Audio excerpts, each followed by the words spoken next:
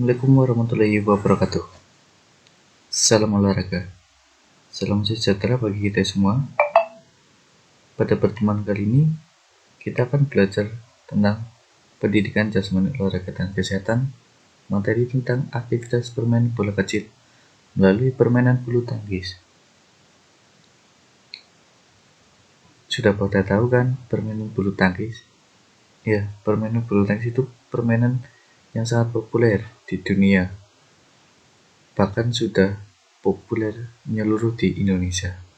Kita akan membahas materi kali ini tentang permainan bulu tangkis. Simak selengkapnya dan jangan lupa like, comment, subscribe, dan share. Tujuan pembelajaran pada materi ini, yang pertama, siswa dapat menjelaskan berbagai gerak dalam permainan bulu tangkis. Yang kedua, siswa dapat menjelaskan cara melakukan berbagai gerak dalam bulu tangkis. Yang ketiga, siswa dapat melakukan berbagai gerak dalam permainan bulu tangkis. Aktivitas pembelajaran gerak spesifik permainan bola kecil melalui permainan bulu tangkis. Yang pertama, pengertian dan asal-usul permainan bulu tangkis. Yang kedua, perlengkapan dan lapangan bermain bulu tangkis. Yang ketiga, aktivitas pembelajaran gerak spesifik permainan bulu tangkis. Yang pertama, pengertian dan asal-usul permainan bulu tangkis. Bulu tangkis adalah cabang olahraga yang termasuk ke dalam kelompok. Permainan bulu tangkis dapat dimainkan di dalam maupun di luar lapangan. Di atas lapangan yang dibatasi dengan garis-garis dalam ukuran panjang dan lebar tertentu. Induk organisasi bulu tangkis internasional yaitu International Badminton Federation atau IBF dibentuk pada tanggal 5 Juli 1934. Dan untuk induk organisasi Indonesia yaitu Persatuan Bulu Tangkis Seluruh Indonesia atau PBSI dibentuk pada tanggal 5 Mei 1951. Pada partai permainan bulu tangkis ada 5 partai yang dimainkan. Yang pertama, partai tunggal putri. Yang kedua, partai tunggal putra. Yang ketiga, partai ganda putri. Yang keempat, partai ganda putra. Yang kelima, partai ganda campuran. Yang kedua, perlengkapan dan lapangan bermain bulu tangkis. Yang pertama yaitu raket atau pemukul. Yang kedua, shuttlecock. Yang ketiga, lapangan. Yang kita bahas yaitu yang pertama, raket atau pemukul. Raket merupakan alat pemukul yang sangat ringan dan kuat. Beratnya kurang dari 150 gram. Bahan raket terbuat dari kayu dan juga terbuat dari kayu aluminium, terbuat dari aluminium seluruhnya, terbuat dari fiberglass, dan terbuat dari arang karbonat. Jadi untuk jenis raket masing-masing itu berbeda-beda sesuai dengan kemajuan zaman atau zaman modern. Contoh gambar raket pada gambar di samping tersebut. Yang kedua yaitu shuttlecock atau bola, terdiri atas bagian kepala dan bulu. Shuttlecock yang baik menggunakan gabus sebagai kepala dan dibungkus dengan kulit yang tipis dan kuat. Jadi, contoh gambar bola dalam permainan bulu tangkis itu pada gambar di pojok sebelah kanan bawah. Contohnya seperti itu. Yang ketiga itu lapangan. Panjang lapangan dalam permainan bulu tangkis yaitu panjangnya 13,4 meter dan lebar 6,1 meter. Bentuk lapangan atau court dan ukuran ini dapat dilihat pada gambar di samping. Lantai lapangan dapat dibuat dari bahan berikut ini. Yang pertama, lantai tanah atau pasir. Yang kedua, lantai kayu. Yang ketiga, lantai dengan karpet sintetis. Yang keempat, lantai semen atau tegel. Yang kelima, ketentuan cara pembuatan lapangan.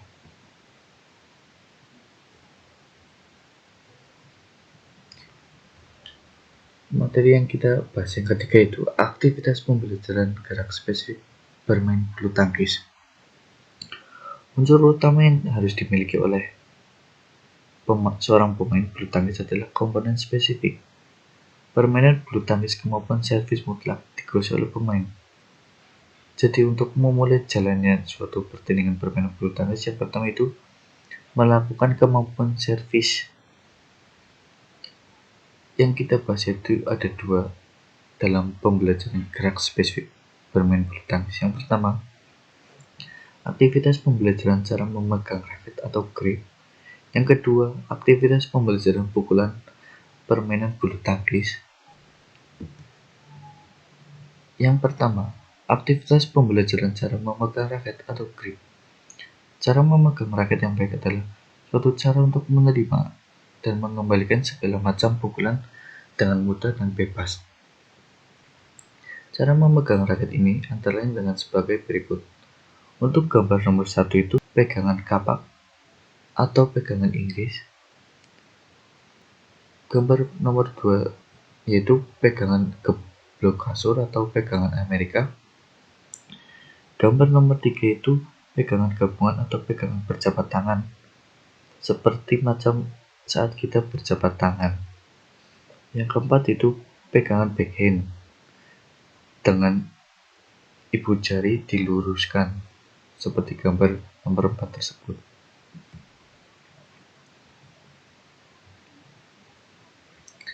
Yang kedua, aktivitas pembelajaran pukulan permainan bulu tangkis.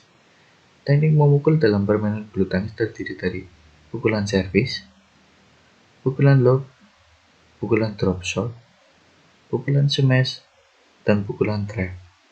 Teknik pukulan adalah cara-cara melakukan pada permainan bulu tangkis dengan tujuan menerbangkan shuttlecock ke bidang lapangan lawan.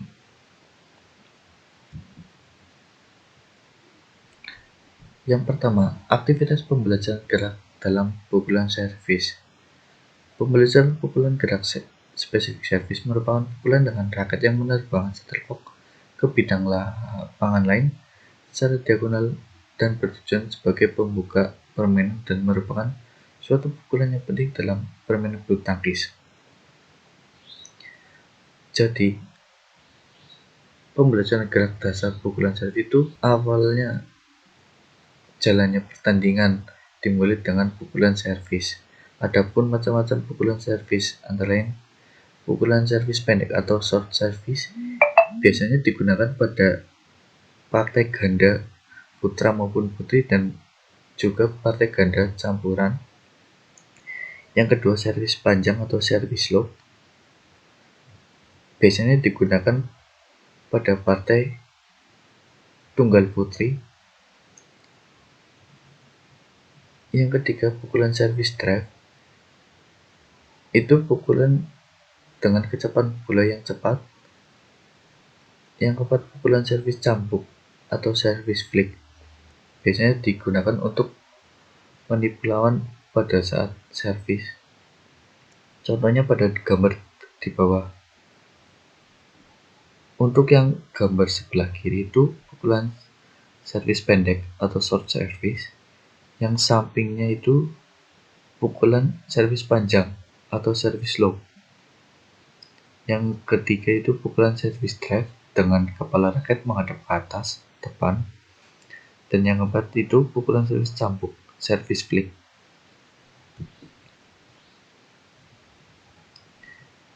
Yang kedua, aktivitas pembelajaran gerak dasar pukulan lob atau clear. Pembelajaran pukulan lob adalah suatu pukulan dalam permainan bulu tangkis yang dilakukan dengan tujuan untuk menerbangkan shuttlecock setinggi mungkin mengarah jauh ke belakang garis lapangan. Jadi tujuan gerak dasar pukulan lob itu yang pertama menerbangkan shuttlecock setinggi mungkin mengarah jauh ke belakang lawan, bertujuan untuk supaya lawan susah untuk menjangkaunya. Yang kedua, mencari bidang yang kosong. Cara melakukan loop atau melambung dapat dilaksanakan dengan dua cara itu. Yang pertama, overhead loop, yaitu pukulan loop yang dilakukan dari atas kepala dengan cara menerbangkan setelah melambung ke arah belakang. Yang kedua, underhand loop, yaitu pukulan loop dari bawah yang dilakukan dengan memukul shuttlecock yang berada di bawah badan dan dilambungkan tinggi ke belakang. Contoh pada gambar di bawah yang sebelah kiri itu contoh pukulan underhand loop, yaitu pukulan dari bawah yang dilakukan dengan memukul shuttlecock yang berada di bawah. Ketika bola sudah berada di bawah, pukulan yang tepat itu underhand loop, baik di sebelah kiri maupun kanan. Untuk gambar yang kedua itu overhead loop, yaitu pukulan loop yang dilakukan dari atas kepala. Jadi ketika bola di atas kepala, kita memukul bola itu raket menghadap ke depan. Dan yang gambar ketiga juga underhand loop.